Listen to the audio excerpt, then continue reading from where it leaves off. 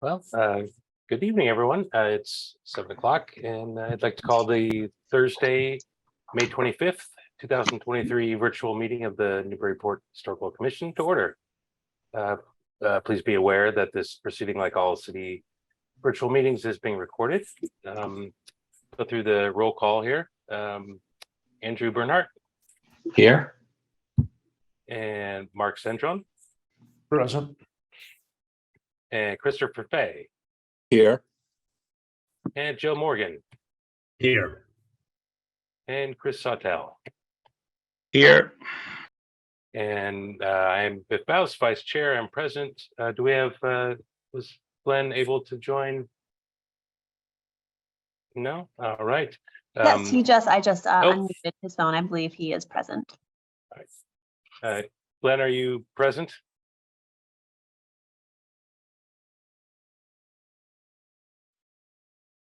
I didn't hear. Well, So it's *6 to unmute.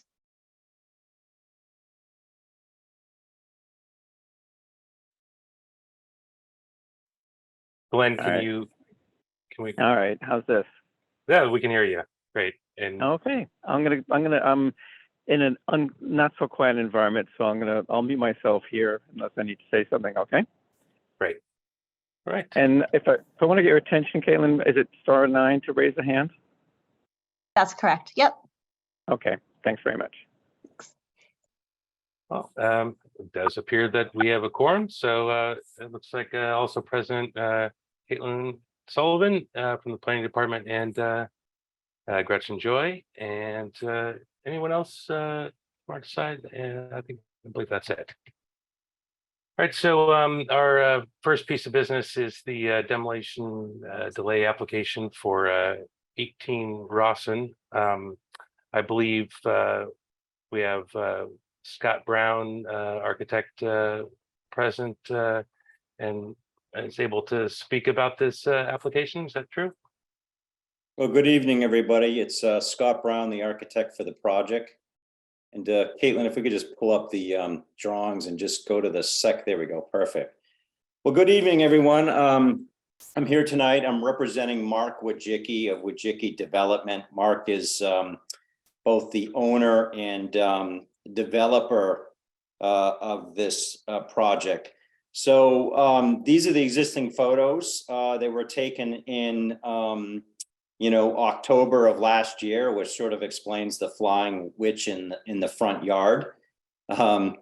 This is not what this project looks like today. The project is currently under construction. It's been under construction for about 6 weeks or so. And in the course of construction, we've uncovered a few things which really made us reconsider our original plans for this project, and thus have resulted in us being before you this evening asking for a roof line change. So this is a house that's built in 1948. It's Cape-like. It's exactly 75 years old. It's in a neighborhood with a lot of post-war homes. It's a neighborhood with a lot of homes that lack historical character-defining features. And I think this house structure is certainly one of them. And in my opinion, I think there's nothing extraordinary about this house, with the exception of the multiple bees nests that we've uncovered in the front walls during the demolition, and I've certainly found those to be fascinating. And so with that, I think I'll hand it back over to you, and I'll let you folks do your thing with regard to part one. Oh, thank you, Mr. Brown. So I guess we can open this for discussion within the board. Is there anyone that has any strong opinions they want to start us off with?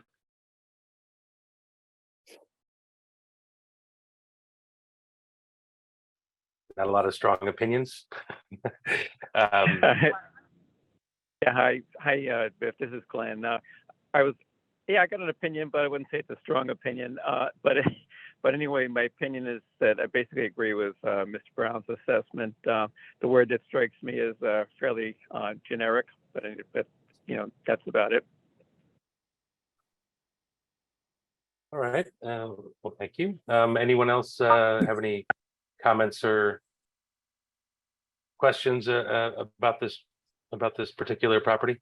I just had a question. This is Chris Fay. I had a question, maybe Sure. Scott can answer, is just so I understood him correctly. So originally, there was just going to be rehabilitation on the house, and then something led Well, to. it was, Mr. Fay, it was a little bit more than that. So like, this is kind of a whole house, interior and exterior renovation. We're also adding a single story addition to the back of that, to the back Okay. of this.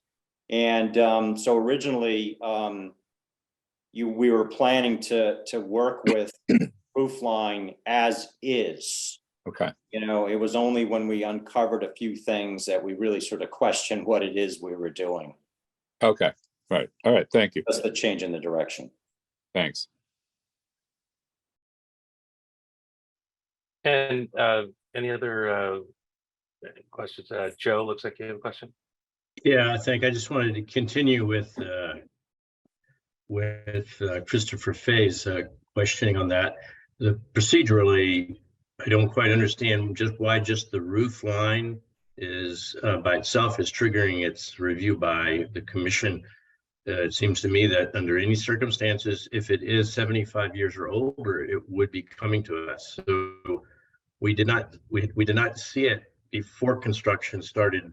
Why are we seeing it now? Maybe Caitlin can help with that. I don't know. No, you'd be seeing a project like this only if it included a roof line change. And I guess before the construction was not triggering the roof line change, and now, like Scott Brown said, now it is. So now it's before you. Okay, so the roof line change is really the only thing. That's true. That's true. I'm sorry. That's true. I'm sorry. I forgot that. Thank you very much, Caitlin. Yep. Yeah, and Caitlin, I think this is Glenn speaking. I think this was also outside the DCOD. Does that have any impact on that whole thing? Well, it is outside the DCOD, you're right. If it were within the DCOD, they'd only be allowed to take down, 25% of the walls before coming before you for an advisory review. And that would be, review for you. But, there's not a DCOD special permit involved with this building. Right. Thanks. So Right, just again on procedural, Sure. if I may just pursue that a little bit further, just for clarity. In the DCOD situation, 25%, exceeding 25% of an exterior wall demolition would trigger a special permit review by the zoning board. And in this case, presumably any percentage of exterior wall demolition would be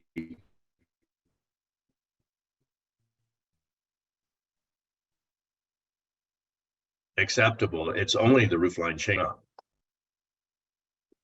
You froze a little bit there, but Yeah, correct. That's Yeah, that's sorry. right, yeah. So I'm saying that in the DCOD, in this situation, 25% demolition or greater would trigger a special permit review.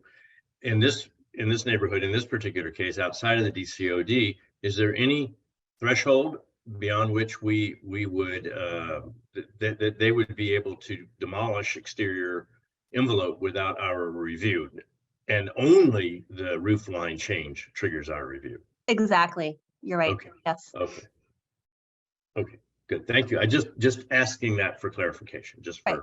Yep. my own curiosity. Andrew, do you have something to add or a question? I believe you're muted. Not hearing you at all.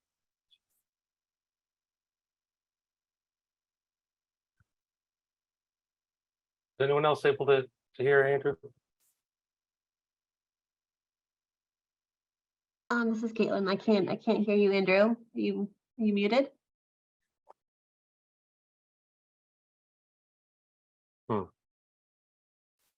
Sounds like maybe you're having a little bit of mic trouble at the moment. I did hear you earlier, though.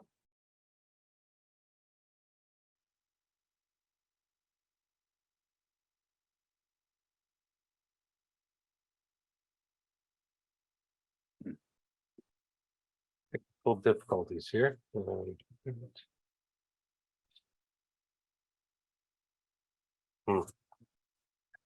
Sorry, Angie, no, I didn't hear any of what you're saying. I'm sure it's very eloquent.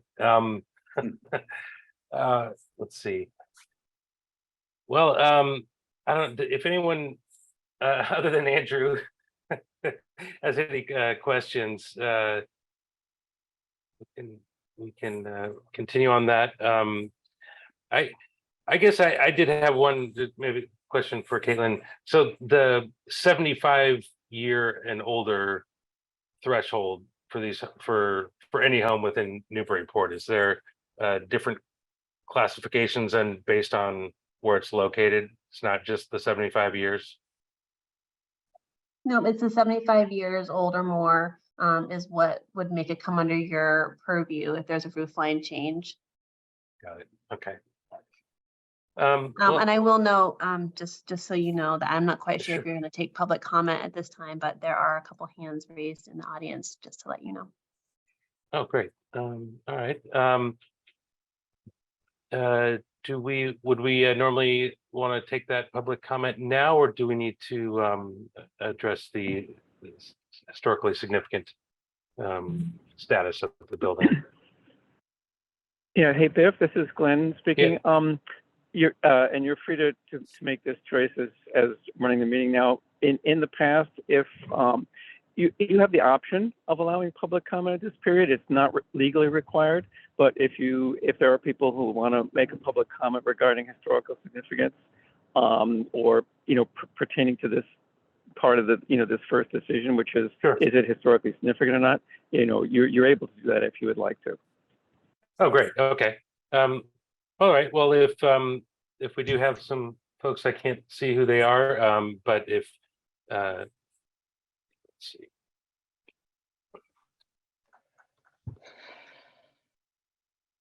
All right. So if anyone has public comment, if you wish to speak, if you already have raised your hand, we'll speak one at a time. And if you can unmute yourself on your side, and we'll unmute you on this side, and just please provide your name and address before you begin. Hello, can you hear me? Yes. My name is Nancy Jean Egan. I live at 6 Tilton Street, a few doors down from the renovation. And I just wanted to say, I think it's great that the house is being renovated. But it just seems to me that whether this is the roof line only or the entire addition that's being put on, it seems, even though we're a very small and tight neighborhood anyway, it seems really tight to the house right next to it on Tilton. And I'm concerned about the setbacks. And I just wondered if there was any information that could be provided to us as neighbors concerning the setbacks and how they affect the roof line and the walls. Okay. Go ahead. I'll step in again to that. Again, this isn't really a public Q&A period, but I'll just briefly address that by saying that the Historical Commission, it's not our purview about setbacks and that sort of thing. That is the Zoning Board of Appeals. So I don't remember offhand from when I looked at this particular case if they had variances and that sort of thing to deal with. I think there was. I know there was other approvals besides the NHC that they needed.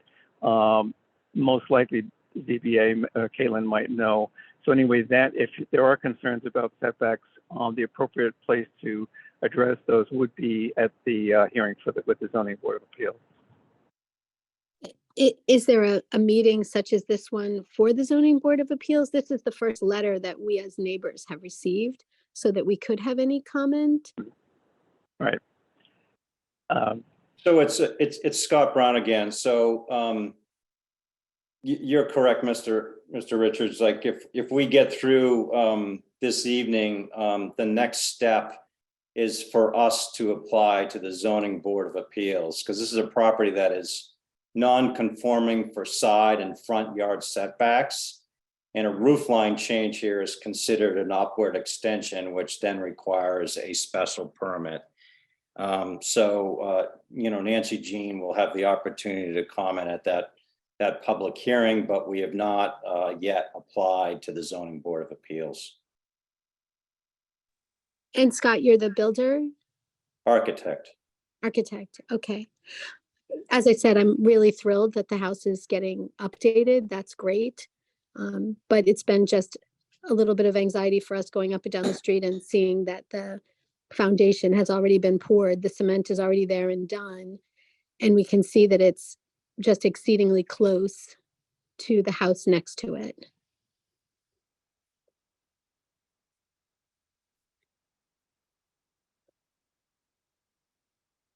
Well, as I previously stated, we have a full bill for what's being done right now. The structure meets all of like the dimensional requirements of the city, including side yard setback on that side that you're referring to, which is 10 feet.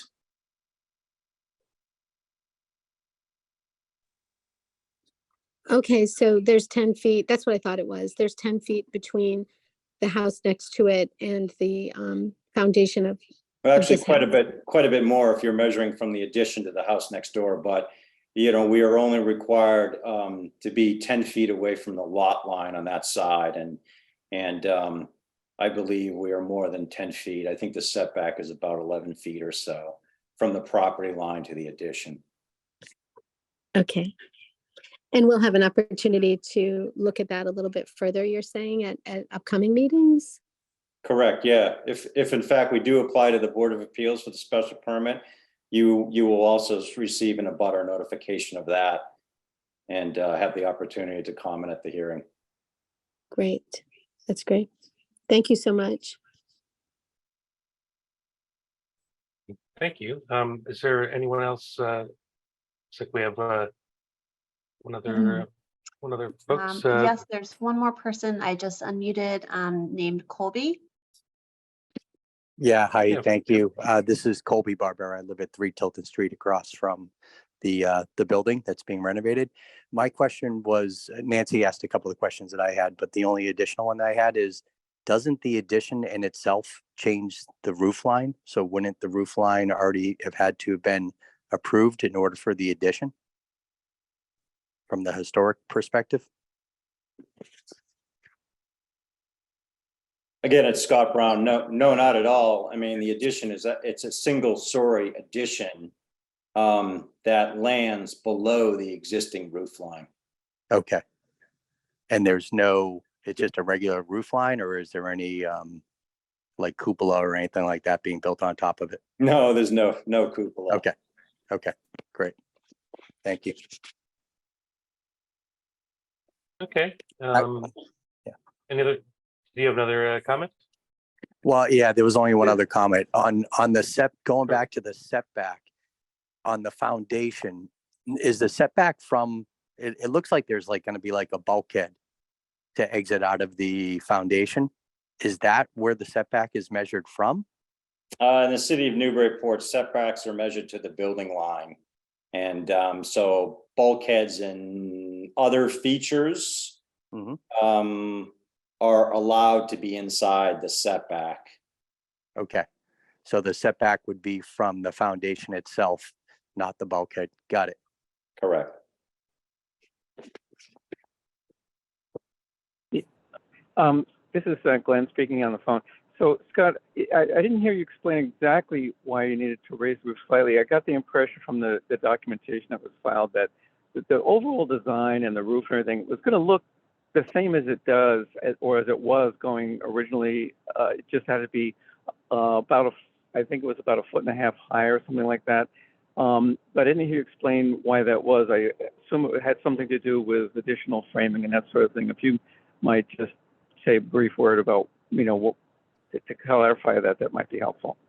Yeah, well, correct me if I'm wrong, Mr. Chairman, don't we need to determine whether or not this is historically significant before I'm happy to go into this with more detail, but I think we need, correct me if I'm wrong, don't we need to get past part one before I go? Yeah. into No, more you're right. detail? You're correct. The first decision we need to make is it historically significant or not. Someone can probably make a motion on that now unless there's more debate and discussion. Can anyone hear me now? Yes, we can hear you. Oh, good. I played around with. I'm just curious if there's pictures of the surrounding neighborhood, the surrounding houses. Yeah, that's actually part of the application. I think that's the last sheet. Can we just in see the them? set.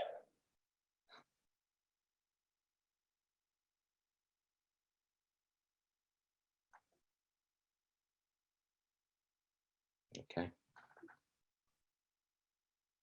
So I've just taken, some photos of the immediate abutters, and I believe 3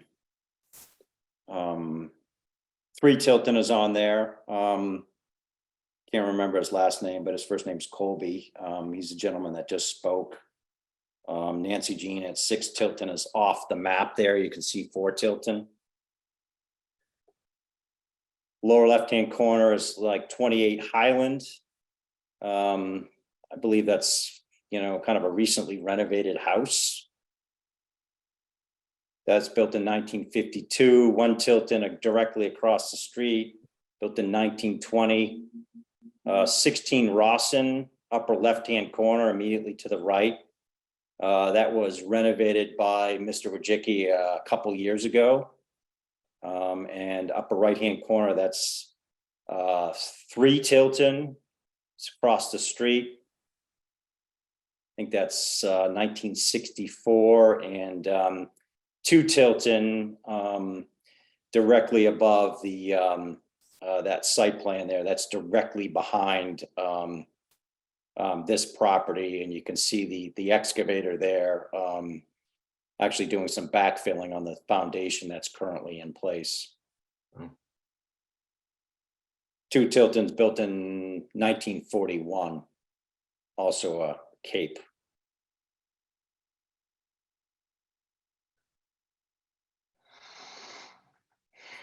Right. Thank you.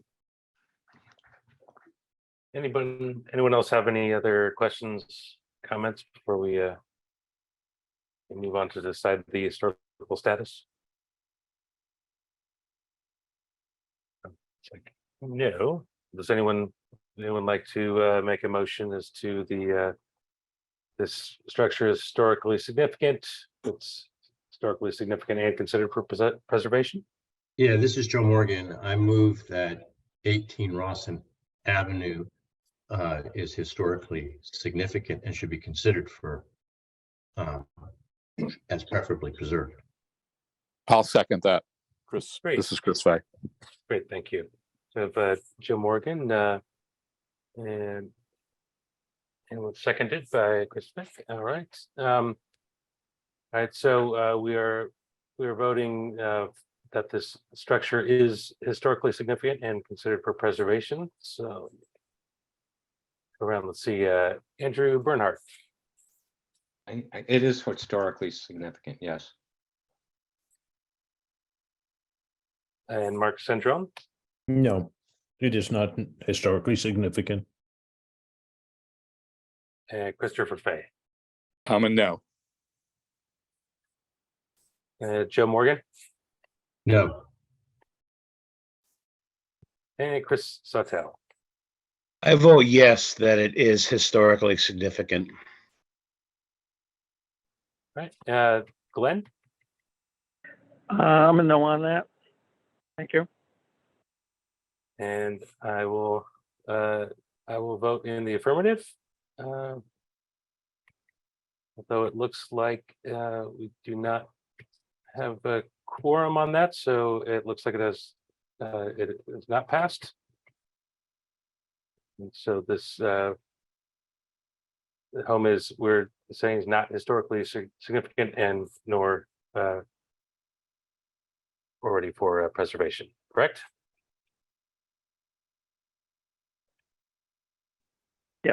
correct. All right.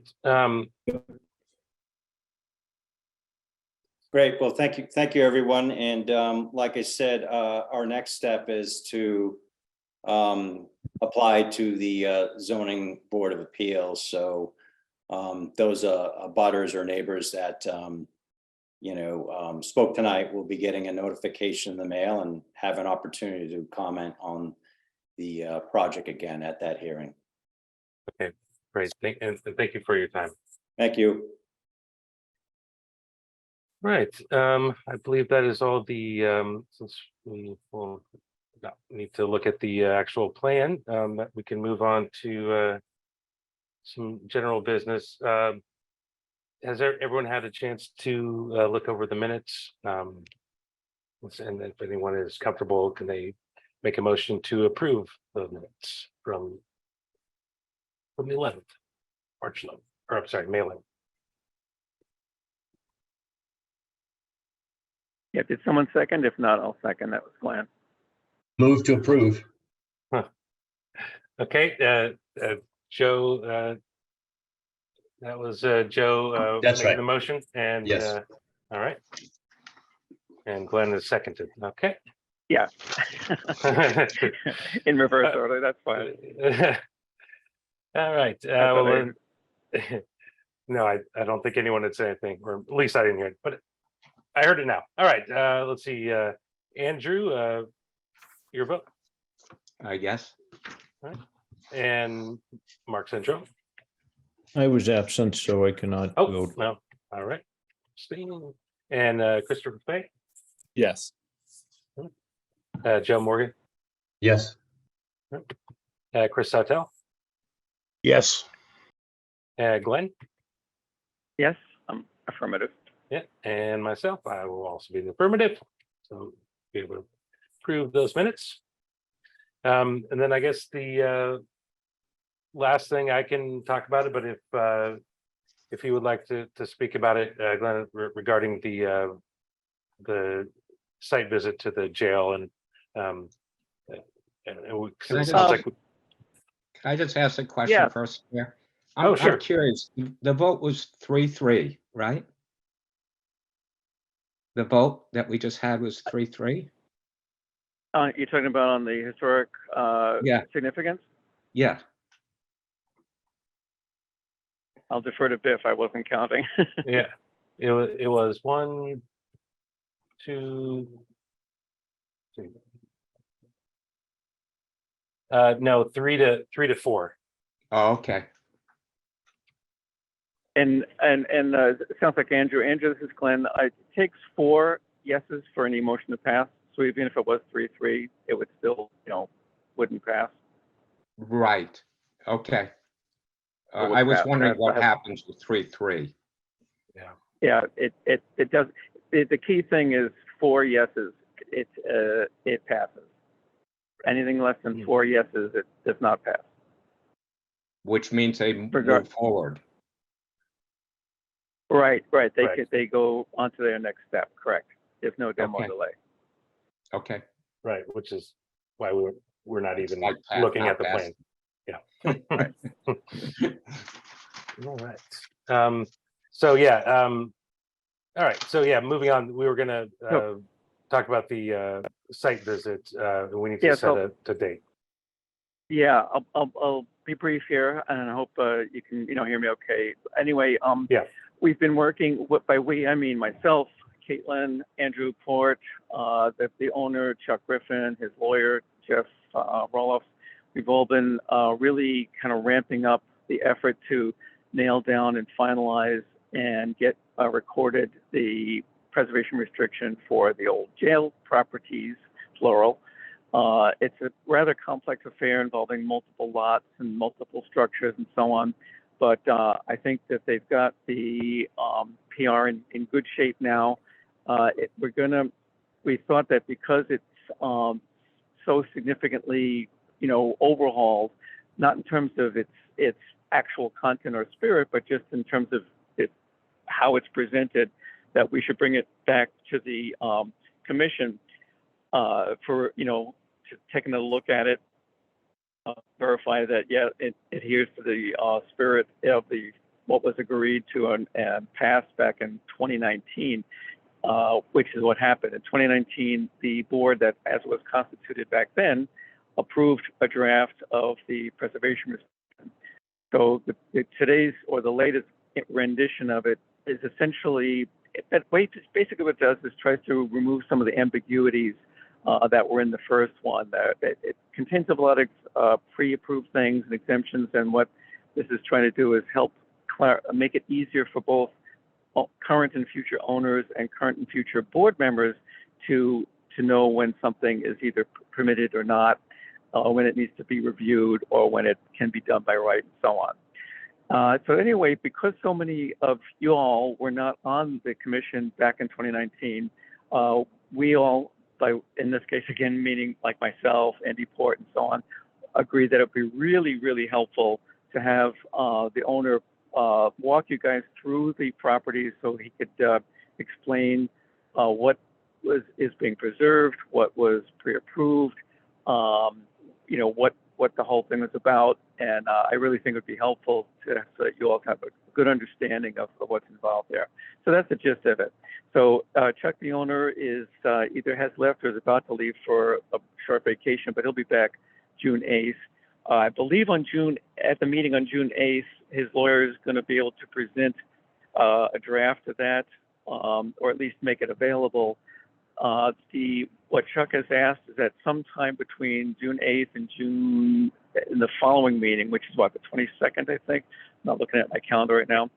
We do have, we have a site visit. So maybe, for example, that Saturday, the 10th or something, I'll let you guys discuss, hopefully you've got your calendars, you can see if you can, make a date sometime between those two meetings to have a site visit. Yeah, it looks like either it should be the 8th and the 22nd would be our meeting. So right, maybe the weekend of the 10th and 11th, or the 17th and 18th is Father's Day weekend, if that makes any difference. Right. So yeah, maybe Yeah, which one is Father's Day, Bill? the 18th. Oh, okay.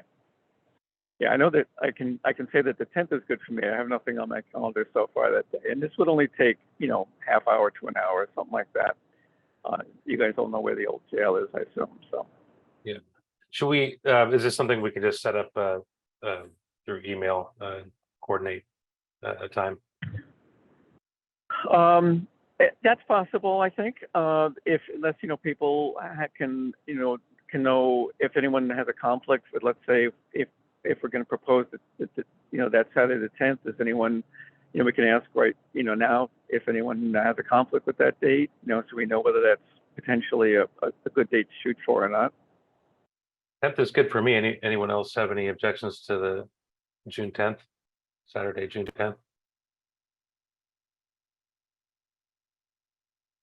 I'm imagining it wouldn't take us very long. I'm sorry, what was that? I imagine it won't take us too terribly long anyway. So that will be there for hours. So it seems like no one's objecting to the 10th. So I'd say let's pencil that in, and via email we can coordinate a specific time and make sure that the owners and everybody will be available. Yeah, that sounds good. I know if people want to keep their, not take up the whole day, maybe we can try to shoot for, like late morning or something like that, like, I don't know, 10 o'clock, something like that, so you don't kill the whole day. Sure.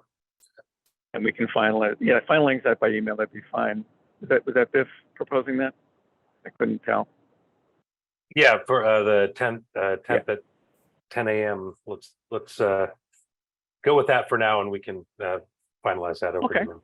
Yeah, that would be excellent. That'd be great. I appreciate it. Right. I don't think we have anything other on the agenda officially. Does anyone else have anything? Chris, did you have something? Yeah. Glenn, has there been any more discussion on stepping away from Zoom and stepping back into City Hall for our future meetings? Glenn and I were talking about that yesterday a little bit. Yeah.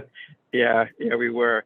So I'm sorry, I don't mean to be stepping on your toes here, Biff. Yeah, Not at all. the short answer is yes, people have talked about it.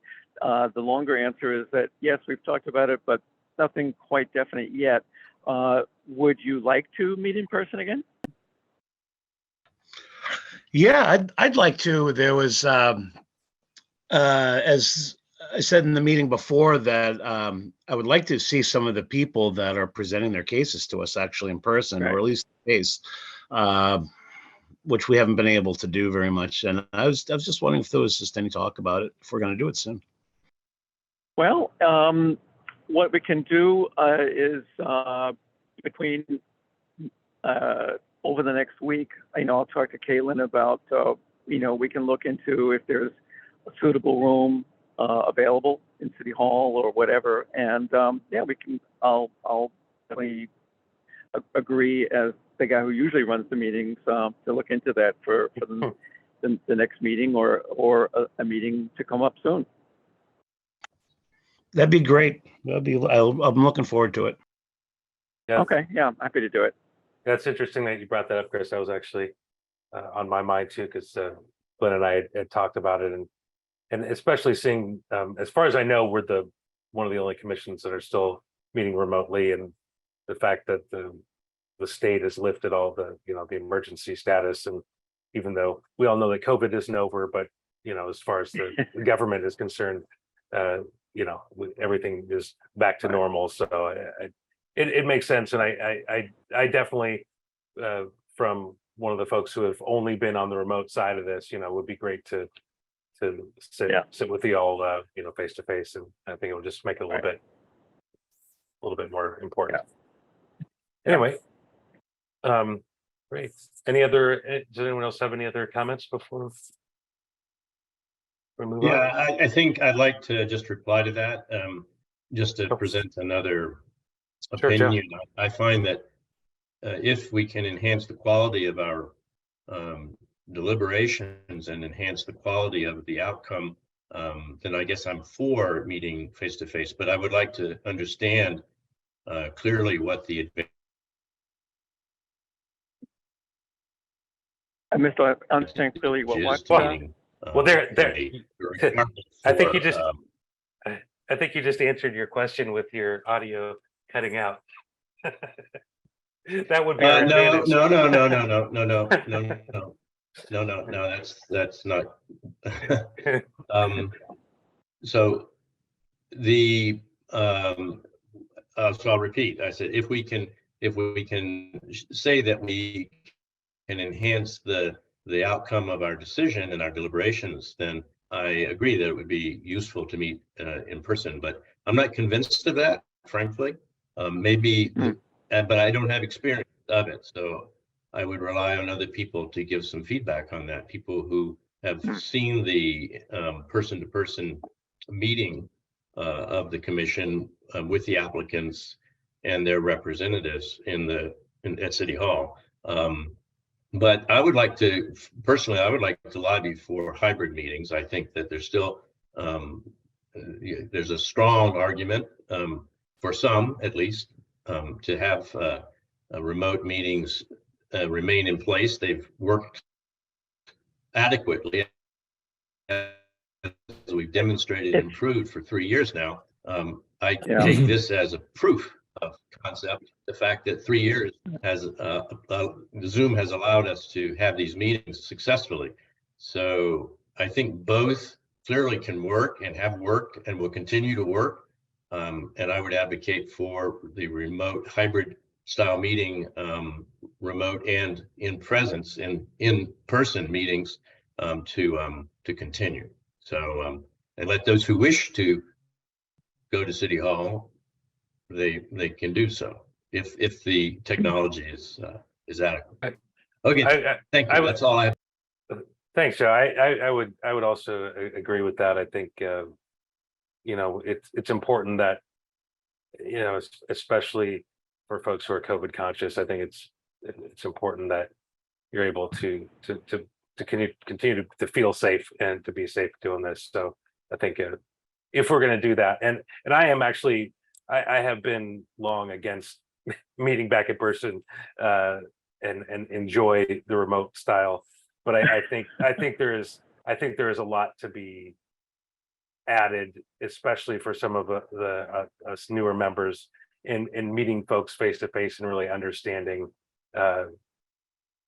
it's understanding where folks are coming from, and just feeling a little more connection about what we're doing. Again, that's my personal opinion, but I do agree. I think we should make sure that both options are available. Yeah, Joe, this is Glenn. I almost said something right just before you made your comment that I believe that the default is to have, I believe you used the word hybrid, and I think that's the word they use, hybrid meeting where there's a in-person meeting, but is also available via, Zoom or whatever technology they're using. So I think that is the default even for in-person meetings. But I will definitely, your comments are heard loud and clear, and I understand it, where you're coming from, and agree that it's important for people, especially there's lots of reasons why people might not be able to show up in person but still want to participate. So if we do meet in person, it almost certainly would be a hybrid type environment, especially if the technology for that has gotten to the point. And I know that I buttonholed a lot of people that evening. We had the that job fair type thing up at the City Hall auditorium, and kind of encouraged them to work on getting that technology improved to where those meetings would run more smoothly, because they've had a lot of glitches in the past. Thank you, Glenn. I appreciate that. I think the hybrid meeting is a good solution. Thank you. Yeah, it's the same almost in every industry where I have the idea of being in person. Really, like, how much does it add? There's a lot of times it really doesn't add anything. It might even take a lot away from it, because you can be a lot more efficient without having to actually physically go somewhere. But I just enjoyed meeting with the other people on the board that I had literally never seen in person before, and we're making some pretty big decisions. So to me, at least having some interaction like that, it makes it feel a little bit more real and important, I guess. But all right, anyone else have any feelings about the remote hybrid stuff, or any other comments? All right, well, would anyone like to make a motion to adjourn? I'll make the motion to adjourn. Mark Sedron. Mark, thank you. Anyone like to Yeah, second I'll that? I'll second it. Glenn here.